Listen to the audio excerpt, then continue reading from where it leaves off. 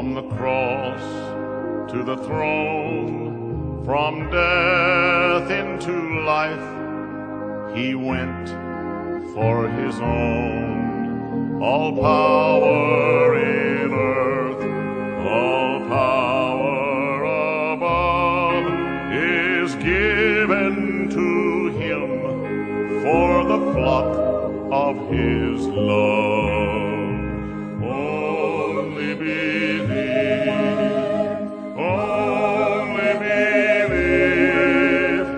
all things are possible, only believe.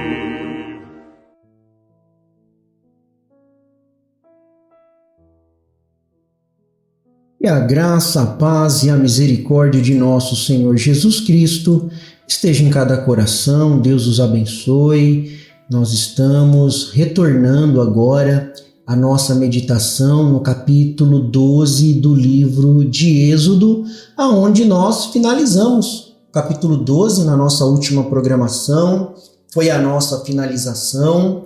Estaremos agora fazendo como sempre, a nossa revisão da lição, vendo tudo aquilo que nós aprendemos ao longo deste capítulo 12. Claro que são aquelas lições mais importantes do capítulo 12, que nós meditamos em detalhe. E se você quiser se aprofundar em alguns desses pontos, eu te convido a você ouvir o capítulo 12 todo, as programações referente ao capítulo 12 do livro de Êxodo, e você vai entender melhor, então, para a sua vida espiritual. Antes disso, uma palavra de oração. Amado Pai Celestial, nós só temos que te agradecer, Senhor Jesus, por tudo que o Senhor tem feito por nós. Obrigado por ter sido aquele cordeiro mudo que não abriu a sua boca. Tu foste, Senhor, o cordeiro que tira o pecado do mundo. Obrigado, os meus pecados estavam nisso. Mas, Senhor, eu posso hoje olhar para esta cena do Calvário e saber que eu fui justificado e que todos os meus pecados foram perdoados. Obrigado, Senhor Jesus Cristo, que nós possamos ter mais uma vez um momento abençoado na Tua presença. No nome de Jesus Cristo. Amém. No capítulo 11, irmãos, nós vimos que um cordeiro era necessário. E estaria chegando mais uma praga, Acabava a paciência de Deus, já estava para acontecer o julgamento final, a morte dos primogênitos. Isso nós vimos ali no final do capítulo 11, quando foi anunciado a última praga. E foi dado aquela observação que os filhos de Deus ali de Israel só seriam protegidos ao menos se fossem protegidos pelo sangue do Cordeiro. Nós vimos na palavra de Deus que todos pecaram, Romanos capítulo 3, verso 23, e que o salário do pecado é a morte, Romanos capítulo 6, verso 23. Deus, ele especifica que o primogênito morrerá, e isso expressa a rejeição de Deus ao nosso primeiro nascimento. Então, o capítulo 12, ele tem uma profundidade muito grande. Por isso que eu sempre, ao longo deste capítulo, o Espírito Santo chamando a nossa atenção para vários pontos aqui. Nós devemos morrer também. O nosso primeiro nascimento, que é essa natureza nossa, humana, carnal, que só consegue ver as coisas naturais, só consegue entender as coisas da mente, ela tem que morrer. Esse primeiro nascimento, ele tem que deixar de existir e ele tem que dar lado a um novo nascimento, a uma nova vida. Olha como isso é profundo. Deus especifica que o primogênito morrerá. Foi o que ele falou ali no final já do verso 11. E isso, o que significa? Isso expressa para nós que o nosso primeiro nascimento, carnal, natural, deve morrer também. Que todas as pessoas, sem exceção, que não nasceram de novo, elas são ainda primogênitas. O que nasce da carne é carne. É necessário que nós nasçamos de novo. São João capítulo 3, lá para o verso 5, 6 e 7, nós vamos encontrar isso. Então, todo o judeu tinha que observar a Páscoa do Senhor. Agora, não podia ser qualquer cordeiro. Como nós vimos aqui no capítulo 12, não era de qualquer maneira. Deus não gosta das coisas de qualquer maneira, feita de qualquer jeito. Deus não gosta de coisas feitas de qualquer jeito, não. Então Deus ele institui a Páscoa, ele fala da proteção divina, ele fala da celebração perpétua. Todos esses pontos Deus vai colocando ao longo do capítulo para que a ordem da celebração, como ela deveria ser feita. Deus é um Deus de ordem. Deus não é um Deus que gosta das coisas de qualquer jeito. O problema hoje, amados irmãos e irmãs que me ouvem, é que as pessoas querem criar as suas próprias religiões. Elas não querem o Deus da Bíblia.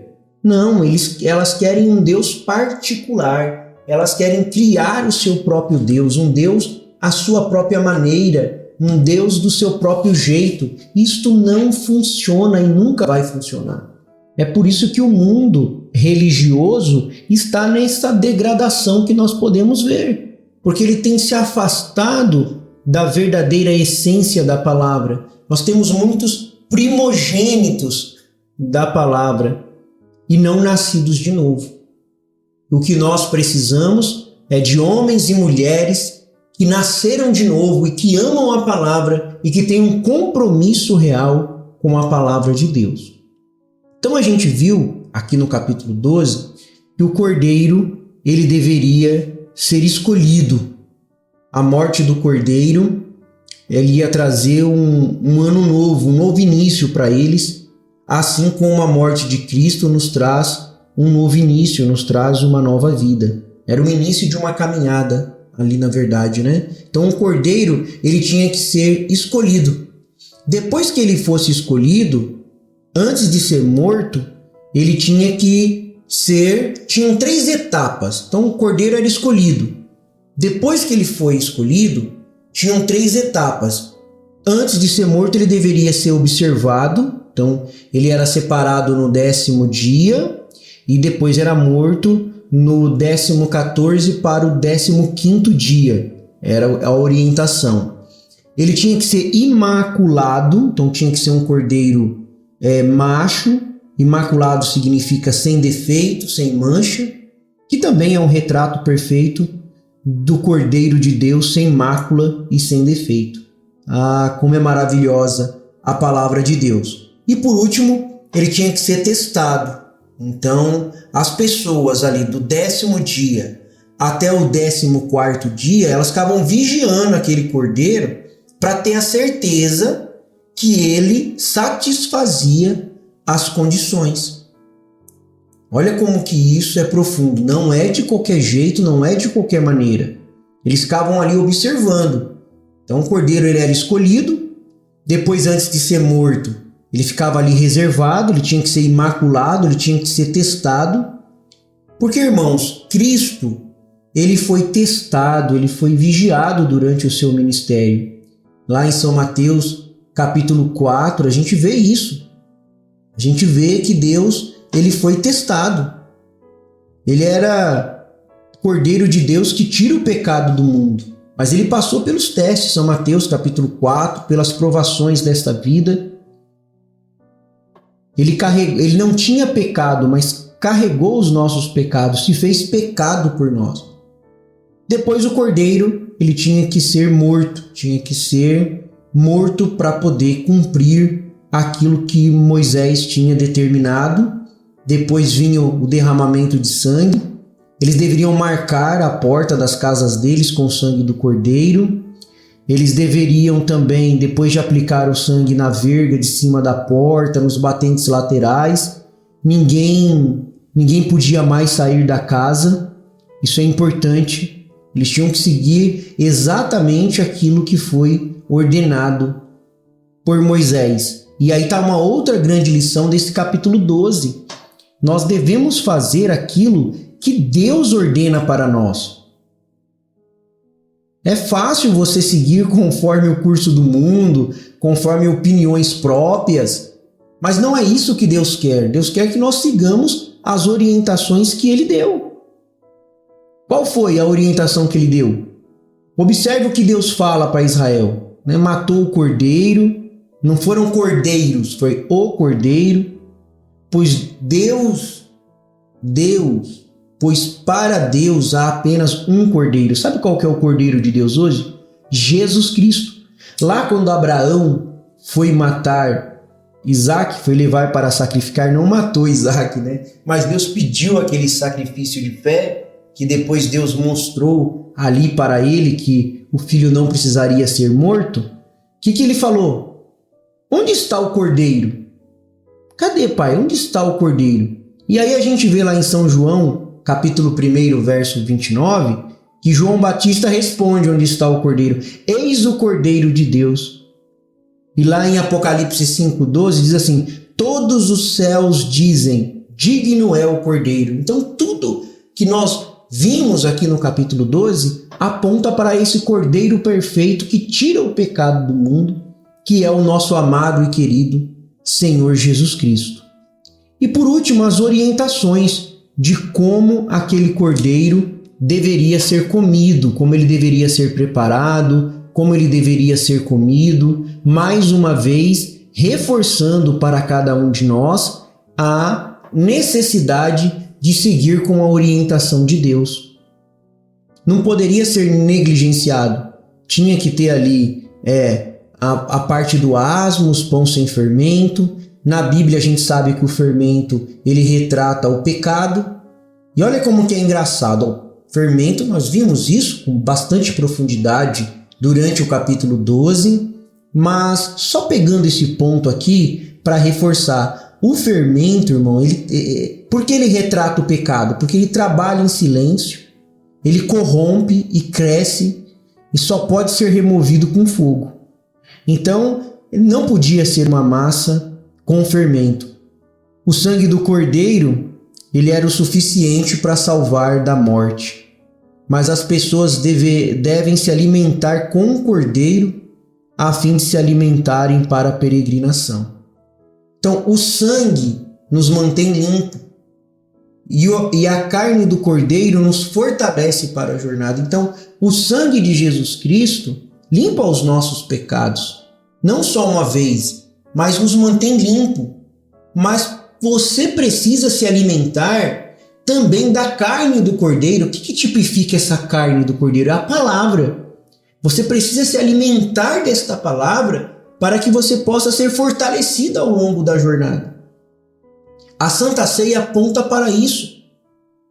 O vinho representando o sangue de Jesus Cristo vertido na cruz do Calvário, e o pão sem fermento, porque na ceia é pão sem fermento, e é vinho de verdade, não é suco de uva, não é pão de padaria, não. Representando justamente essa essência, o sangue que nos mantém limpo e a palavra que nos fortalece daqui para a glória. Então é importante a gente observar esses pequenos pontos que nos ajudam muito na nossa jornada, na nossa peregrinação. E o profeta de Deus, para esta era, na mensagem O Lugar de Deus Provido para a Adoração, ele diz assim para nós: agora vejamos outro tipo enquanto estamos aqui. Isto é, o tipo da Páscoa, que foi sombra de Jesus. Notamos aqui o sacrifício de sangue pela morte. O sacrifício de sangue foi o lugar que foi sombra de Cristo. Pode uma denominação sangrar? Poderia você imaginar uma igreja sangrando? Um sangramento denominacional? Certamente que não. Requeriu sangue, sangrar de uma vida. E a vida aqui, Jesus aparece por meio do Cordeiro. O Cordeiro foi um tipo de Cristo e foi sombra de Cristo, porque ele foi o Cordeiro de Deus que João apresentou, que tira o pecado do mundo. Encontramos Jesus aparecendo aqui em Êxodo 12. Profeta de Deus para esta era, William Martin Branham, e eu estou lendo desta mensagem que ele pregou, mensagem intitulada O Lugar de Deus o lugar de adoração escolhido por Deus, melhor dizendo. Encontramos Jesus aparecendo aqui em Êxodo 12. Note, foi o único lugar que a morte não podia atingir. Quando a morte estava para atingir a terra, tinha que haver um certo lugar. Todos que não estavam debaixo disto, morriam. Somente um lugar. Agora, não significa que era uma casa, mas havia um lugar.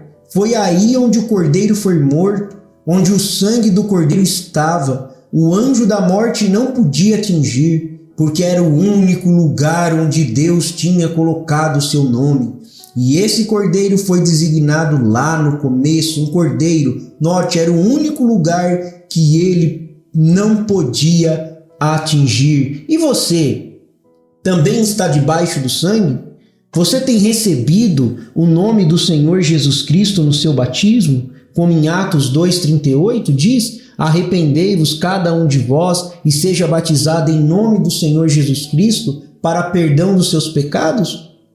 Ou você foi batizado nos títulos Pai, Filho e Espírito Santo?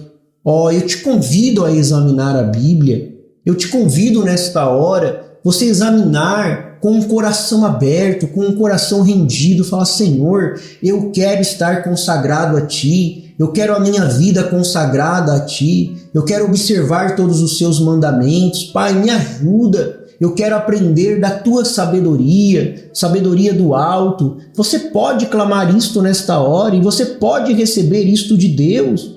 Você não precisa ficar à margem da palavra em um sistema denominacional, mas você também pode ter a sua libertação, pode andar debaixo do sangue de Jesus Cristo, sem o fermento do pecado na tua vida, sem ser apenas um primogênito, mas sim ser uma pessoa nascida de novo. Nasça de novo, que a sua primeira natureza possa morrer e a nova natureza possa nascer na sua vida. Amado Pai Celestial, nós nos entregamos e nos rendemos a Ti mais uma vez nesta hora. Ó Cordeiro de Deus que tira o pecado do mundo, que o Teu sangue, Senhor Jesus, possa nos lavar, possa nos purificar, que possamos caminhar na Tua presença gloriosa, como somos agradecidos por nascer de novo. Obrigado, Senhor Jesus Cristo, por ter criado este meio onde nós podemos prosseguir e caminhar adiante da Tua luz, a luz da Tua palavra que nos fortalece, que cada um possa ser fortalecido, iluminado, protegido e guardado debaixo do Teu sangue, no nome do Senhor Jesus Cristo. Amém, Senhor Jesus, amém. O Senhor é a força da nossa vida. O Senhor nos livra dos males deste dia e nos guarde para a hora da sua aparição. Eu sou feliz com Jesus. Deus os abençoe, Deus os guarde. Até a próxima programação, se Deus assim nos permitir.